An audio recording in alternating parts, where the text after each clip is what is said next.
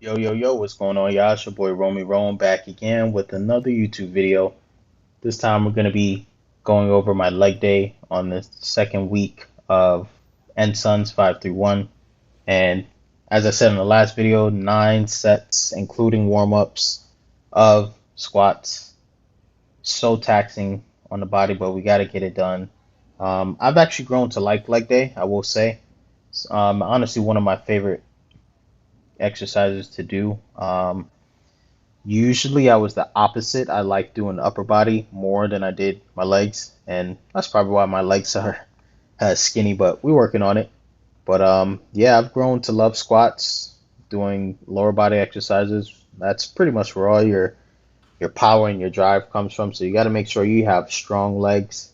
And I got the sets, the reps, and the progressions and regressions all on the bottom of the screen, so you can see as I work through each set the different reps that I do, the different intensity of weight. Here I'm doing my top set of 285 for AMRAP, and again, if you don't know what AMRAP means, that means as many reps as possible till failure.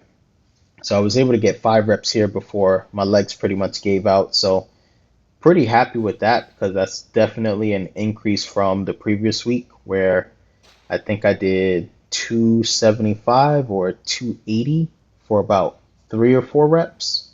So just happy to see the progress there, and happy to keep progressing along each week.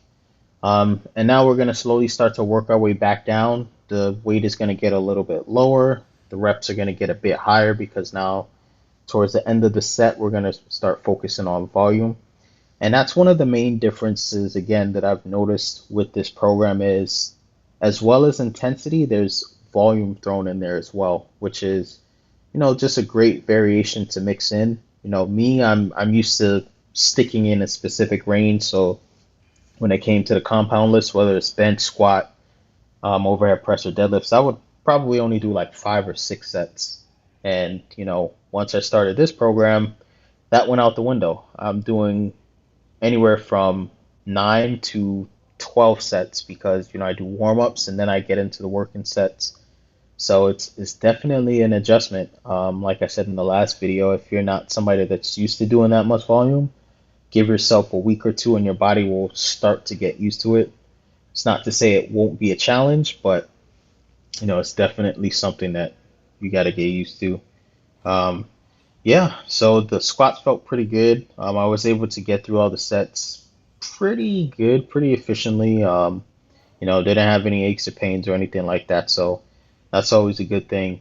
Um, Super happy how my mobility has improved over the past couple of years. I've barely used to be able to squat ass to grass, and it's been something that I put a lot of emphasis on working towards just because of the benefits of going ass to grass, just unlocking that level of mobility.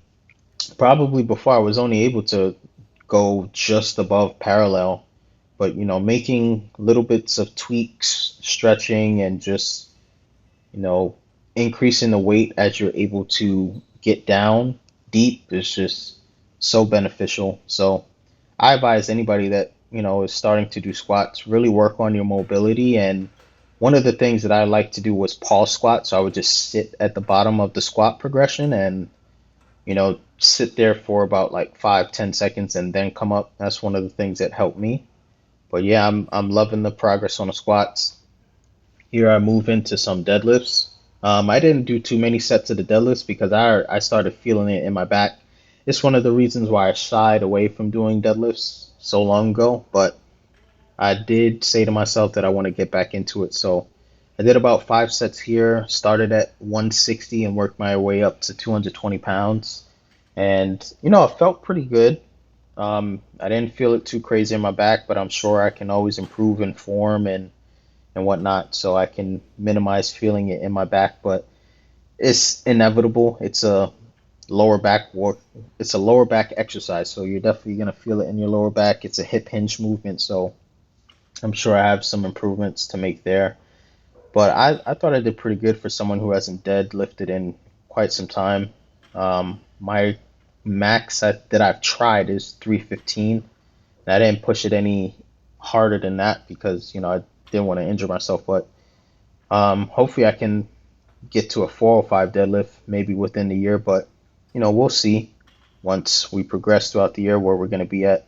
The way I'm going to run this program going forward is I'm going to be about 4 weeks on with the deload, and then I'm going to reset from the bottom again, but with a 5 pound increment. So it's like I have a specific training max that I start at the beginning of the 4 week program. Once I hit that 4 week training max, I'm going to reset, but instead of starting at the same weight, I'm going to add 5 pounds and just keep on progressing.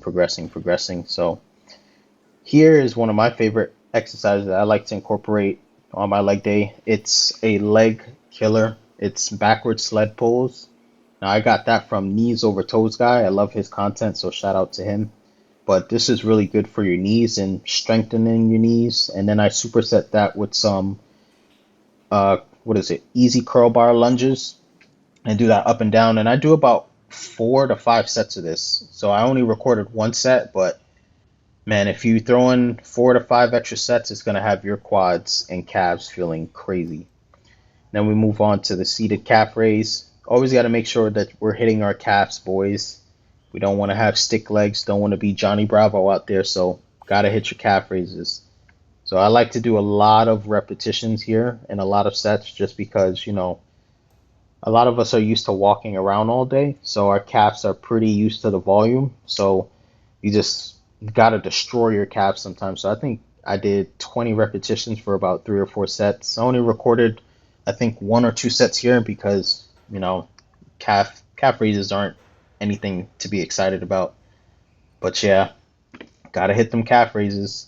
So next, we move on to the lying hamstring curls. I usually do a variation of this exercise, either the seated hamstring curl or the lying hamstring curl. Last workout, I did seated hamstring curls, so I opted for lying hamstring curls this time. I think I did about 85 pounds here for about 10 or 15 reps. But man, my hamstrings were pretty much fried after this. But yeah, and that's pretty much the workout. Let me know what you guys think in the comments. Let me know if you want to keep seeing this type of content. Thanks for watching.